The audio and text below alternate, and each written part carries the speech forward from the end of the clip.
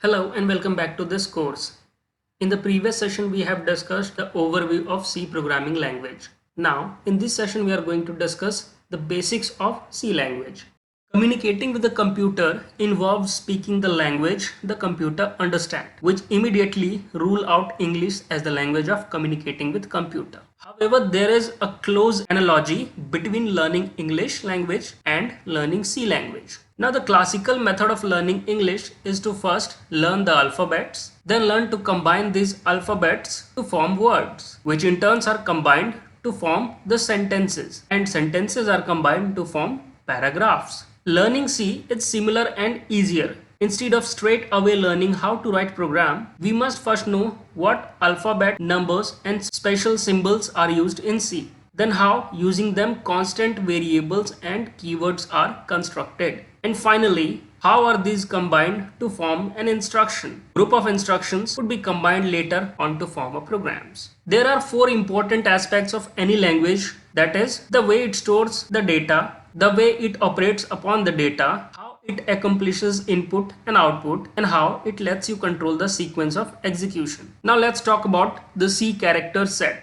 Character denotes any alphabet, digit or special symbol used to represent information. The alphabets that are used in C language is the same that are used in English, that is from A to Z, both the capital and small letters. Digits, that is from 0 to 9. Special symbols that are available on our keyboard. Now these are combined to form constants. It's an entity that does not change. Variables, entity that may change. And finally keywords, which are the words whose meaning has already been explained to C compiler. Combining all these groups together are called tokens in C language. Now let's discuss the types of C constant. Basically, C constants can be divided into two major categories, that is primary constants and secondary constants. Primary constants involve integer constant, real constant, character constant, whereas secondary constants are array, pointer, structures, union, enum, etc. Now at this stage, we would restrict our discussion in only primary constant, namely integer, real and character constant. Integer constant. An integer is a number whose range depends upon the compiler. If compiler is of 16-bit, then the range is from -32768 to +32767. Now the rules for constructing an integer constant is, it must have at least one digit, it must not have a decimal point, it can be both positive and negative, number without sign is positive, commas or blanks are not allowed, range as defined by the compiler. Example, as you can see, 426 plus 782 minus 8000 minus 7605 and etc. Next is real constant. Real constants are often called floating point constant. These can be written in two forms, the fractional and exponential form. And the rules for constructing a constant, it must have at least one digit, it must have a decimal point, can be both positive and negative, and default sign is positive. Commas or blanks are not allowed. And if I talk about exponential form, then the range is defined from -3.2 e raised to the power 38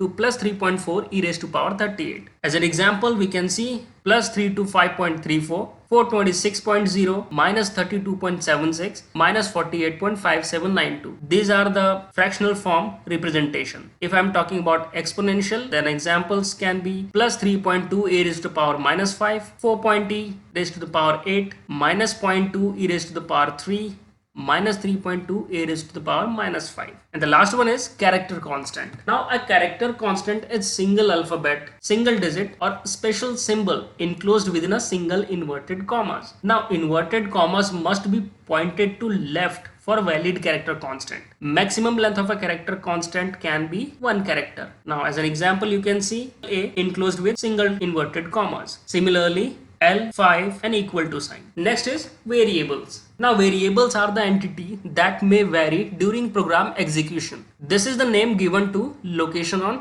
memory. And the rules for constructing a variable is that name of variable is a combination of alphabets, digits or underscores. Maximum length of a variable name can be 247 characters. It is safe to stick to 31 character for simplicity. First character must be an alphabet or underscore. That means it should not start with digit. Again, commas or blank spaces are not allowed. Special symbols are not allowed except underscore. You can see the example: gross underscore salary, SI underscore int, M underscore HRA, pop underscore E underscore 89, etc. Now the variable names follow the same rules for both primary as well as secondary type. Finally, the keywords. Now keywords are the reserved word that have some specific meanings that is understandable by the compiler itself. So in the figure you can see there are 32 keywords available in C language, like auto, break, case, char, const, continue,